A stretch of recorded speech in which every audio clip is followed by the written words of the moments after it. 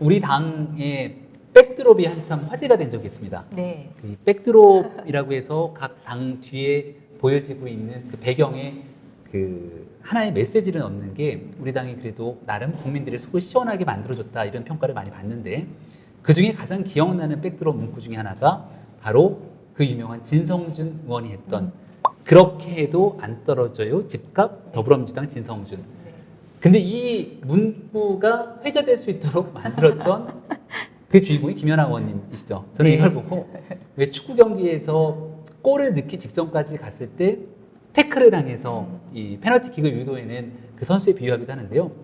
그 당시 얘기를 조금 해봤으면 좋겠습니다. 진성준 의원이 그렇게 해도 안 떨어질 집값 얘기가 나왔을 때 도대체 어떤 상황이었고 왜 진성준 의원은 그런 얘기를 했는지 그리고 아무래도 진성준 의원을 비롯한 문재인 정부가 진짜 그런 생각을 하고 있는 건 아닌지 다들 의심을 하고 있거든요. 그게 이제 100분 토론이라고 하는 프로그램이었고요. 토론회 기간 동안에 계속 이제 왜 이렇게 정책을 잘 못하냐 뭐 이렇게 했더니 집값은 떨어져야 된다. 뭐 너무 높다 이런 얘기를 정말 100분 내내 하셨습니다. 근데 이제 저는 진성준 의원이 국토교통위원회 위원이시고 여당 의원이시고 옛날에 서울시에서 부시장도 좀 서울시 하셨었죠. 부시장도 최근에도 보시면 네. 굉장히 센 발언을 많이 하시죠. 1가구 1주택을 뭐 법에다 못 박아야 된다. 맞아요. 예, 뭐 주택 거래원을 만들어야 된다. 뭐 감시원을 만들어야 된다라고 얘기를 하시는데 그래도 이렇게 얘기를 하다가 근데 의원님 여당 입장에서는 집값이 한꺼번에 너무 많이 떨어지면 거시경제가 이게 완전히 휘청합니다. 무너지죠. 예, 그래서 그거에 대한 대응도 같이 하셔야 됩니다. 저는 집값이 떨어지기를 바라면서 그랬더니 이제 그 발언을 하신 거예요. 근데 그게 마이크가 꺼진 상태라고 본인이 생각하셨기 때문에 게다가 너무 그 육성을 생생히 다 들었거든요, 사람들이. 예, 그렇죠. 그래서 제가 아니 여당 국토위 위원이 그렇게 말씀하셔도 되나요? 그랬더니 이제 거기선 그제서야 아플싸 싶어서 아무 말씀도 안 하셨는데 근데 그게 전파를 타고 다 나갔다. 그렇죠. 저는 그날 토론 끝나고 집에 오는데 밤 12시가 넘었는데 그거를 캡처를 해가지고 음성을 캡처해서 벌써 이 맘카페나 지역 커뮤니티에서 돌고 있더라고요. 그래서 아 심상치가 않겠구나 이런 생각이 들었습니다. 근데 제가 그때 느꼈던 건 뭐냐면 이제 부동산 관련된 커뮤니티에서 이게 주부인 부동산 분석하시는 그 카페지기가 네. 이 정부는 집값을 잡을 생각이 없다. 그 이유 중에 하나가 뭐냐면 이 정부가 지금 매년 슈퍼 예산을 책정을 해가지고 돈을 엄청나게 풀고 있는데 경기가 이렇게 안 좋으니 세금을 어디서 그 돈을 어디서 얻어드리겠어요. 나냐. 예. 네. 그게 부동산 관련 세금이라는 거죠. 그리고 이미 몇 년 전부터 모든 주택의 공시가격을 높여왔었습니다. 너무했어요. 네. 네. 그래서 세금이 지금 뭐 세율을 올리지 않아도 세금이 다 올라갈 수밖에 없고요. 심지어 이번에 변창흠 장관은 인사청문회 과정에서 주택이 아니라 상가, 빌딩 이런 거에도 공시가격 현실화를 하겠다라고 얘기를 하고 그래요? 있습니다. 예, 그런 얘기를 했어요. 그래서 야 드디어 증세의 범위를 이제 아파트에서 모든 주택으로 확대하는구나. 결국은 저는 진성준 의원의 그 얘기 중에는 아 여기는 재산세는 우리가 일종의 돈 걷어들이는 세금 인출기다, 현금 인출기다. 현금 인출기로 예, 우리 부동산을- 대한민국 국민들이 부동산을 보고 있다. 그렇죠. 그럼 그 집값이 속내를- 떨어지면 안 되는 거죠. 그렇죠. 떨어지면 안 되는 거죠. 예, 그리고 설사 떨어진다고 하더라도 공시가격 현실화라고 하는 일종의 자기네들 대의 명분을 갖고 공시가격을 계속 높이는 거죠. 지금 시가의 90%까지 현실화율을 높이겠다고 하는 거거든요. 그 얘기는 집값이 오르지 않아도 또는 집값이 조금 떨어져도 재산세는 오른다라는 얘기입니다. 야, 근데 공시가격을 올리면 단순하게 부동산에 관련된 재산세만 올라가는 게 아니라 저같이 지역보험을 내고 있는 사람들은 그렇죠. 건강보험을 비롯한 중조세들이 같이 따라 올라가는 건데. 네, 맞습니다. 그다음 여러 가지 이제 정부에서 복지 혜택을 주는 기준에도 다 그것이 적용이 돼서 예전에 어떤 일이 있었냐면 제주도에 한 60 넘으신 그 할머니가 한 분 계셨는데 오래된 집이 하나 있었던 거예요. 기초생활수급자로 그렇지, 정부에서 소득이 돈을 없으면. 받고 있었는데 어느 날 그 옆에 집을 외지인이 비싼 돈을 주고 산 거예요. 공시가격이 따라 오르면서 기초수급자로부터 탈락을 당하는 그런 일이 벌어져서 제주도가 그것을 해결하기 위해서 중앙정부에 공시가격에 대한 그 산정권을 지자체한테 넘겨달라고 굉장히 강하게 항의한 적이 있습니다. 아마 지금 공시가격을 현실화하면서 그런 일들이 비일비재할 거라고 생각이 됩니다. 그리고 이제 지방자치체에서도 입장에서도 보면 네. 지금은 재산세가 계속 올라가는 걸로 예산을 편성을 하고 있거든요. 근데 지금 돈을 너무 방만하게 쓴다고 저는 생각을 해요. 맞습니다. 각 지역마다 네. 보면. 그런데 정말 집값이 조금이라도 떨어져서 재산세 수입이 줄어들면 그럼 뭐부터 깎을까? 아, 저는 지금 지자체에서 쏟아내고 있는 각종 보조금, 예산에 대해서도 정말 치명적인 충격이 있을 것 같다는 생각이 들어서 지금 우리가 막 돈 탄다고 정말 마냥 좋아할 게 아닙니다. 네. 그러면 진성준 의원이 얘기했던 그 말에 문재인 정부의 본심이 들어 있다면 네. 집값이 결국 떨어지지 않을 거다라는 생각을 전제로 깔고 정책들이 이어지고 있다는 건데, 무튼 이 방송을 지켜보고 있는 분들 중에는 30대, 40대 시청자분들도 꽤 많이 계실 겁니다. 네. 물론 이 부동산에 관련된 문제가 젊은 사람들에게만 해당되는 건 아니지만 적어도 20대에 있는 젊은 청년들한테는 집을 살 수 있는 기회조차 박탈당한 거거든요. 과연 이 상태로 쭉 이생진망이라고 얘기하는 것처럼 내 생에는 집을 못 사고 그냥 가는 건가? 아니면 한 번 정도는 기대감을 갖고 우리가 부동산에 접근할 수 있는 가능성이 있는 거야 라는 것들을 아마 이번 선거를 통해 볼 거라고 생각합니다. 네, 그렇습니다. 그럼 젊은 사람들에게 그래도 기대감을 갖고 지켜보십시오라고 자신 있게 얘기해 줄 수 있는 뭔가 해안이나 비전이나 이런 것들이 있습니까? 일단 저희 국민의힘에서는 비대위가 처음 출범하고 나서 공적 모기지라는 것을 한번 제안을 한 적이 있습니다. 지금은 집값의 30에서 40% 정도 서울은 밖에 대출을 해주지 않는데 이것을 집값의 90%까지 대출을 해주고 장기 저리로 갚을 수 있게끔 해준다는 건데요. 한 10% 정도만 자기 돈을 갖고 있다면 뭐 30년이나 40년에 걸쳐서 집을 갚아나가는 거죠. 그리고 저는 집도 자동차하고 똑같아진다고 보는데 대출을 낀 상태에서 사고 파는 거예요. 결국은 주택 소비가 그런 식으로 외국에서와 같이 모기지를 끼고 거래하는 걸로 해서 일단은 내가 돈을 못 빌려서 집을 못 사게 하는 경우는 좀 없어야 되겠다. 현금 자산이 많지 않더라도 그렇죠. 얼마든지 네. 금융권의 도움을 받아서 살 수 있도록 누구에게나 기회를 준다. 네. 그리고 조금씩 자연스럽게 사고 팔 수 있도록 도와준다는 그렇죠. 거죠. 저는 그게 일단 제일 중요하다고 보고 있고요. 두 번째는 이제 양질의 집을 많이 공급하는 게 필요하다고 생각이 됩니다. 저는 정부가 자꾸만 재개발, 재건축을 못하게 하는 게 아니라 정말 좀 재개발, 재건축을 하면서 그 부작용을 완화할 수 있는 방법을 찾아가는 게 훨씬 더 시간적으로 단축이 될 것 같은데 거기에 대해서는 지금 전혀 얘기를 하고 있지 않습니다.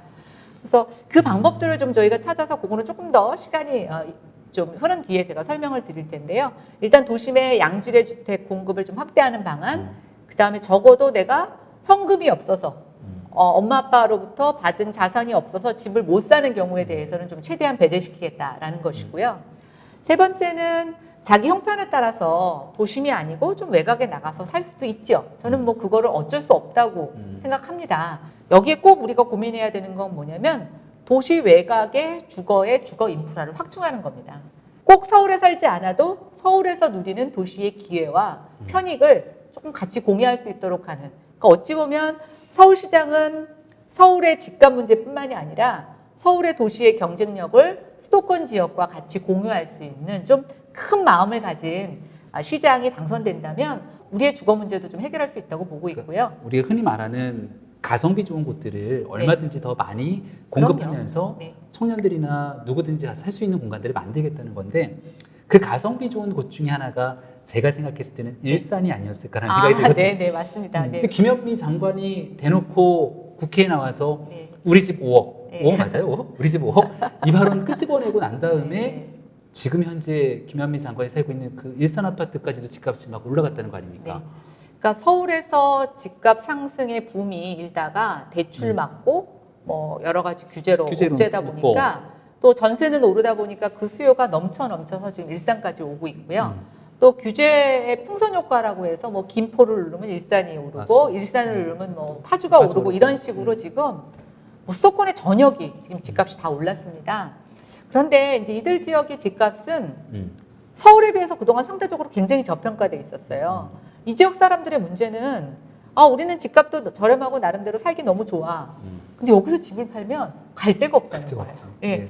자산 가치의 격차가 너무 벌어져서 그다음 두 번째는 살기 좋은데 아이들이 학교를 다니거나 출퇴근을 할 때 너무나 많은 시간을 길에서 허비해야 된다라는 겁니다.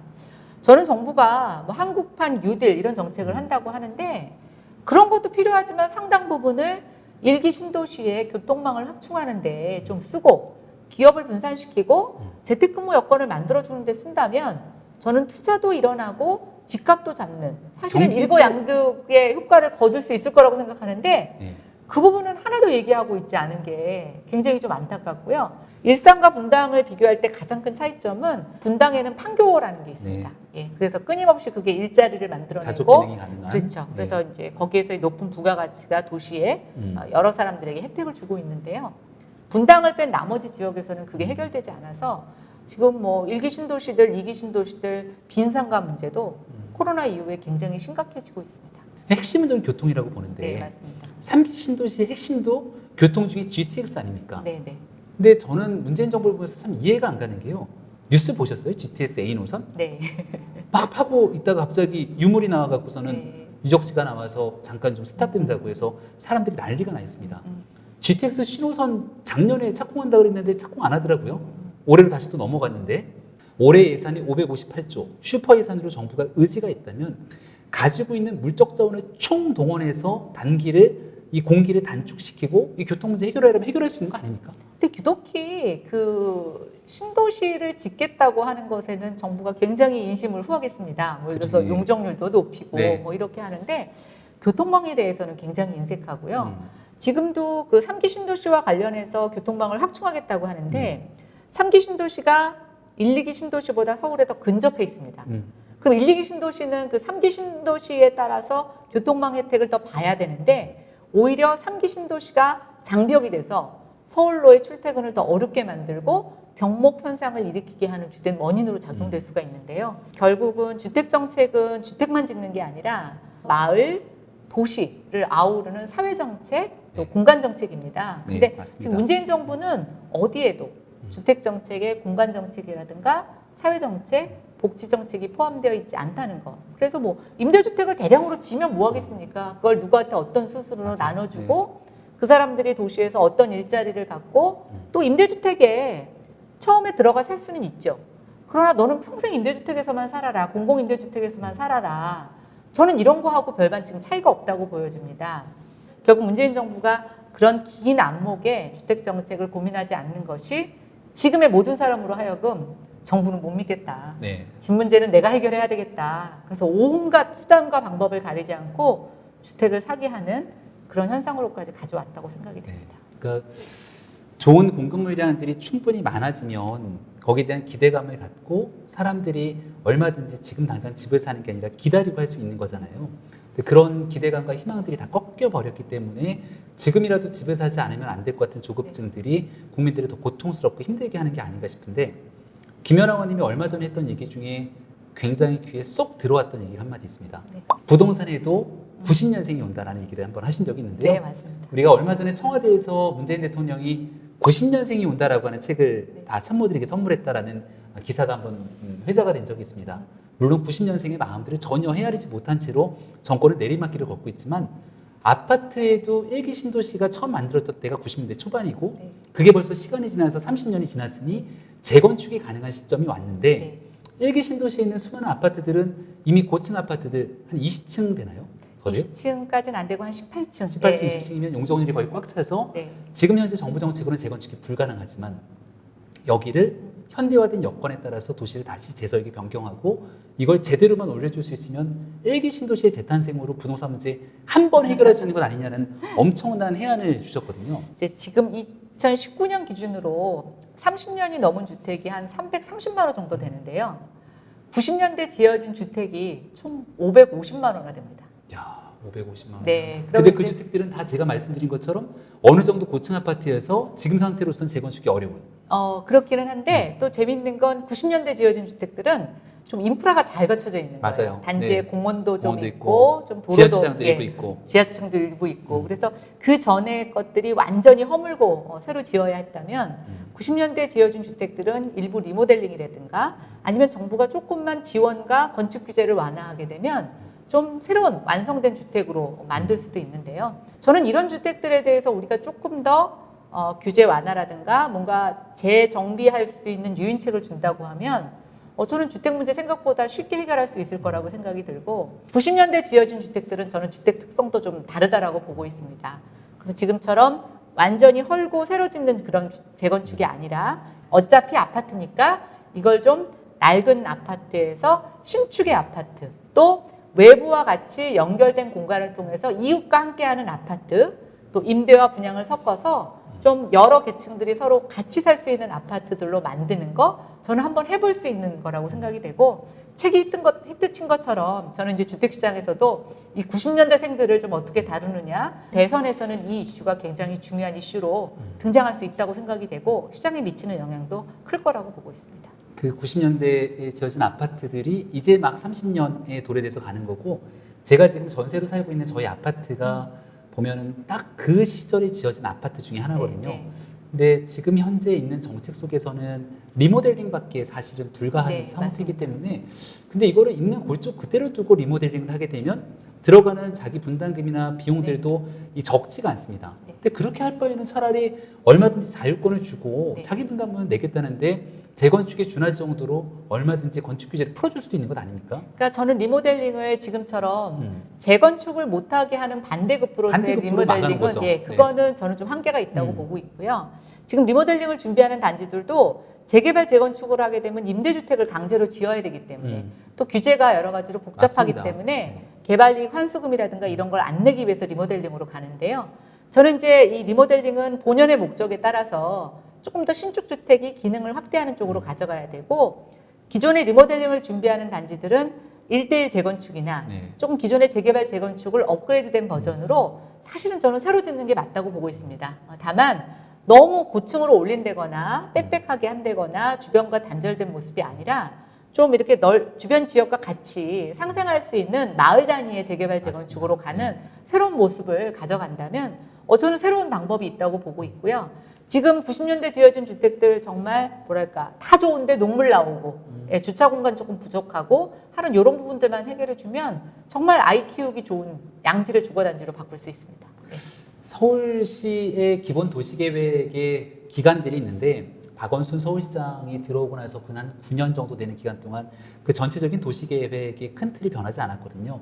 이게 이제 새로운 도시계획으로 바뀔 수 있는 정말 중요한 기회가 이번 4월달 선거를 통해서 시장이 바뀌고 새로 선출된 시장에게 그 모든 짐들이 다 올 거라고 생각됩니다. 그리고 지금 국민의힘에서는 김연아 의원님이 부동산 전문가로 굳건하게 자리하고 있는 것처럼 사실 지금 생각하고 고민하고 있는 많은 내용들을 아직 선거가 많이 남았기 때문에 다 얘기는 드리지 못했습니다만은 적어도 부동산 문제에 있어서만큼은 정말 국민들이 겪고 있는 이 고통과 어려움들 해결할 수 있다는 강한 자신감 갖고 이번 선거에서 가장 큰 역할을 하실 거라 생각하고요. 네. 앞으로 자주 김병민 TV 통해서 올해 있는 4월달 보궐선거까지 어떤 방식으로 부동산 문제 풀어갈 건지 또 부동산 문제뿐 아니라 지금 국민의힘의 비대위원으로 활동하면서 당에 있는 여러 가지 주요한 정책들 같이 갖고 계시니까 네. 앞으로 여기서 좋은 대담으로 우리 네. 김병민 TV 시청자 여러분들과 그리고 또 우리 김연아 의원님이 하고 있는 유튜브에서도 같이 좋은 얘기들 많이 나눴으면 좋겠습니다. 네, 이제 조만간 서울시장 후보들이 윤곽이 나타나면서 공약들도 많이 발표될 것입니다. 이제 공약들이 가시화되면 제가 여러분들 국민의힘 비대위원이 아니라 전문가로서 시민들이 판단하기에 그 공약들의 장단점, 문제점, 또 새로운 대안에 대한 평가도 이 자리에서 한번 같이 나눌 수 있었으면 좋겠습니다. 그리고 부동산 얘기하면 뭐 용적률을 비롯해서 도시계획 등 용어들이 너무 어려워요. 네. 그 정부에서는 그 어려운 용어를 일부러 쉽게 설명해서 잘 안 해주는 것 같다는 생각도 네. 굉장히 강하게 들거든요. 네. 무튼 변창흠 장관이 쏟아내는 부동산 정책들에 대해서도 그렇게 시민들에게 알기 쉽게 전달하는 내용들이 별로 없을 거라 봅니다. 네, 그럼 그 그것도 내용, 한번 그 해석해서 내용을 네. 정말 누가 뭐든지 간에 가장 쉽고 간단하게 좀 해석도 해주시고요. 네. 그리고 우리 당이 앞으로 추진하면서 가져가야 될 부동산 정책의 방향들을 김연아 의원님이랑 함께 속 시원하게 앞으로 다뤄볼 기회가 많을 거라고 생각합니다. 네, 알겠습니다. 네. 그렇게 준비하도록 하겠습니다. 오늘 이 자리에 같이 참여해 주셔서 고맙다는 네. 말씀 드리고요. 저희는 그럼 다음번에 또 좋은 모습으로 같이 찾아뵙겠습니다. 고맙습니다. 네, 감사합니다.